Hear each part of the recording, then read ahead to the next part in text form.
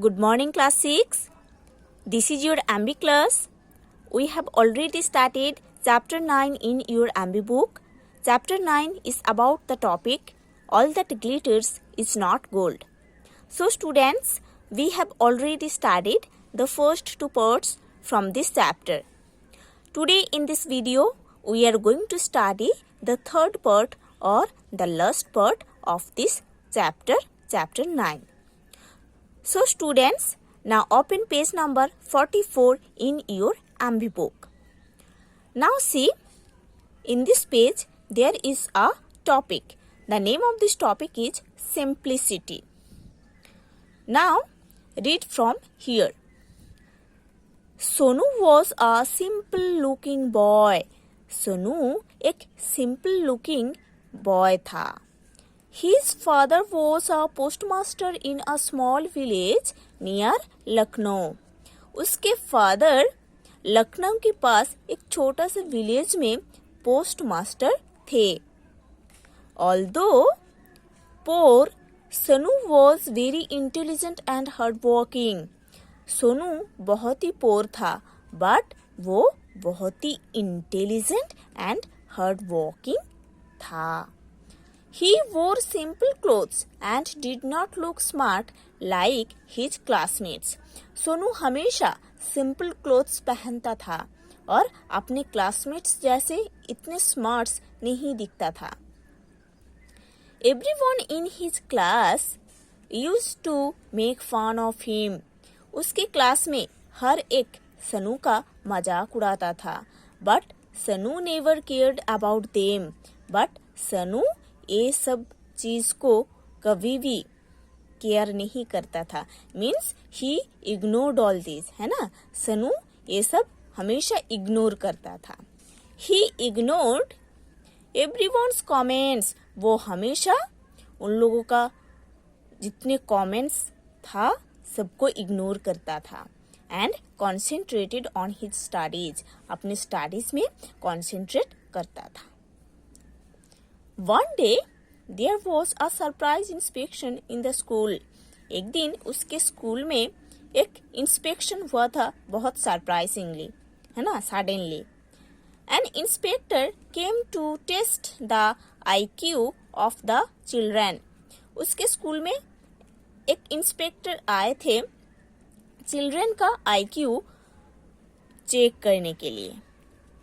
The inspector wrote a few sums and a few general knowledge questions on the blackboard. Inspector ने black board में कुछ maths और कुछ general knowledge का questions लिखे थे.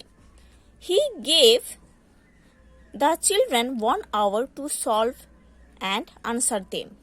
उन्होंने सारे बच्चे को बस 1 hour दिए थे सारे क्वेश्चंस को सॉल्व करने के लिए. Except Sanu, no one else could solve all the problems correctly. सनु बिना और कोई भी सारे क्वेश्चंस को करेक्टली सॉल्व नहीं कर पाए थे. The inspector patted Sanu's shoulder and praised him. Inspector ने सनु के शोल्डर में थोड़ा पैट करके उसको कॉम्प्लीमेंट दिए थे.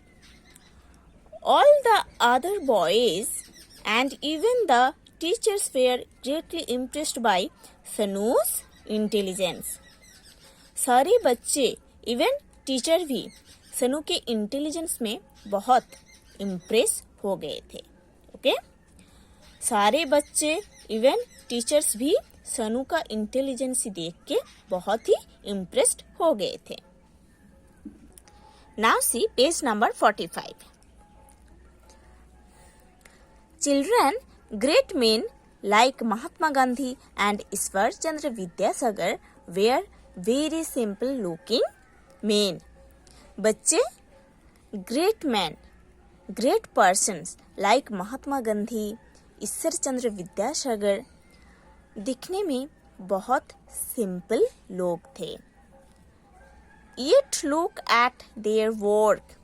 और उन लोगों का वर्क देखिए कैसा. They gave off their lives to free us from the clutches of the British rule. Okay? They gave off their lives to free us from the clutches of the British rule and stripped for the welfare of the society. उन लोग अपनी life को sacrifice किए थे सारे Indians को British rule से बचाने के लिए और सोशल वर्क में अपनी लाइफ को सैक्रिफाइस किए थे. ओके तो महात्मा गांधी एंड ईश्वर चंद्र विद्यासागर इन लोग महान पर्सन है ना, ग्रेट मैन. तो इन लोग अपनी लाइफ को सैक्रिफाइस किए थे सारे इंडियंस को है ना ब्रिटिश रूल से बचाने के लिए और अपनी लाइफ को सैक्रिफाइस किए थे सोसाइटी के लिए, सोशल वर्क के लिए है ना. Mahatma Gandhi went to England to attend a round table conference wearing a dhoti. Even Mahatma Gandhi England में एक राउंड टेबल कॉन्फ्रेंस में गए थे धोती पहन के. Ishwar Chandra Vidyasagar even though a great leader used to carry his own luggage. और ईश्वर चंद्र विद्यासागर जो कि एक ग्रेट लीडर थे उन्होंने खुद के लगेज खुद कैरी करते थे. So you see outward appearances are always deceptive. So लोगों का जो आउटवर्ड अपीयरेंस है, जो बाहर का इमेज है, वो हमेशा फेक होता है. They never tell us the truth. उन लोग कभी भी ट्रूथ नहीं बोलते. So we should not consider anyone's outward show only. इसीलिए हमको कभी भी किसी का आउटवर्ड इमेज देख के उनको जांच नहीं करना चाहिए. We should try to see through a person's good qualities. Okay? इसीलिए हमेशा हर एक पर्सन का गुड क्वालिटीज देखना चाहिए. We should study his head and soul first. पहले हमको किसी पर्सन का दिल और दिमाग को अच्छे से स्टडी करना चाहिए. Then decide whether he is worthy of our trust and friendship और नॉट. उसके बाद हमको डिसाइड करना चाहिए कि वो हमारे ट्रस्ट का लायक है, हमारे फ्रेंडशिप का लायक है कि नहीं. Hence always remember this proverb, all that glitters is not gold. और ये जो एक प्रोवर्ब है इसको हमेशा याद रखना. All that glitters is not gold means हर एक ब्राइट मेटल गोल्ड नहीं होते. ओके सो लोगों को हमेशा जांच करना चाहिए उनका जो क्वालिटीज है उसको देखकर है ना. लोगों को हमेशा जांच करना चाहिए उनका क्वालिटीज देखकर. एट फर्स्ट क्या करना चाहिए, लोगों का दिल और दिमाग को अच्छे से स्टडी करना चाहिए. फिर हमको डिसाइड करना चाहिए कि वो हमारे लिए फ्रेंडशिप का लायक है कि नहीं, वो हमारे ट्रस्ट का लायक है कि नहीं. और हमेशा एक चीज याद रखना, हर एक ब्राइट मेटल कभी गोल्ड नहीं होता. This proverb reveals the reality. ये प्रोवर्ब रियलिटी को बहुत अच्छे से रिवील करता है. Never trust your first impression. कभी भी आपके जो फर्स्ट इम्प्रेशन है उसको कभी भी ट्रस्ट मत करना. Okay so never trust your first impression. अपने फर्स्ट इम्प्रेशन को कभी ट्रस्ट मत करना. द आईज लाई. कभी कभी हमारा आँख भी ऐसा कुछ दिखते हैं जो डुप्लीकेट होता है. Use your mind and soul to determine whether something is right और wrong. Okay use your mind and soul. हमेशा अपने दिल और दिमाग को इस काम पे अच्छे से यूज करना कि किसी भी चीज राइट है या रॉन्ग है। ओके, हमेशा अपने दिल और दिमाग को इस काम पे यूज करना कि कोई भी चीज रॉन्ग है या राइट है, इसको जांच करने के लिए। Okay, education and knowledge can improve awareness among the masses. Education and knowledge लोगों का अवेयरनेस को इम्प्रूव करते हैं। A layman can be misled. Okay? A layman means an ordinary man can be misled. Okay? Misled means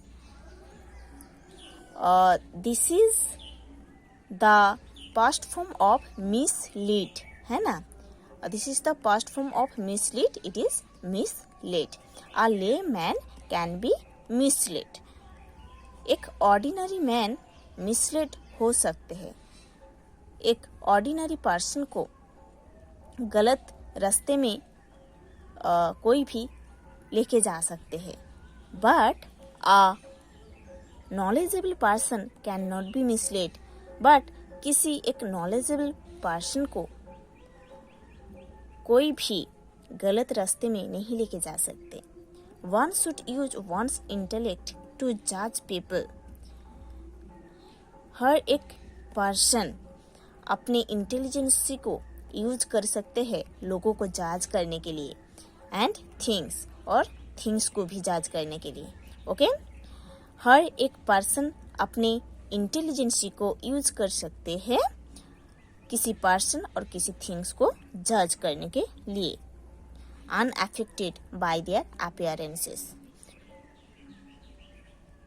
वही person और वही things का outer image से अफेक्टेड नहीं होके भी, है ना? तो हर एक पर्सन अपने इंटेलिजेंसी को यूज कर सकते हैं किसी पर्सन और किसी थिंग को जज करने के लिए, उसी पर्सन और उसी थिंग का आउटर अपीयरेंस नहीं देख के, है ना? Now see moral of the story. Analyse a thing properly as outer looks can be deceptive. Analyse a thing properly as outer looks can be deceptive. आपको हमेशा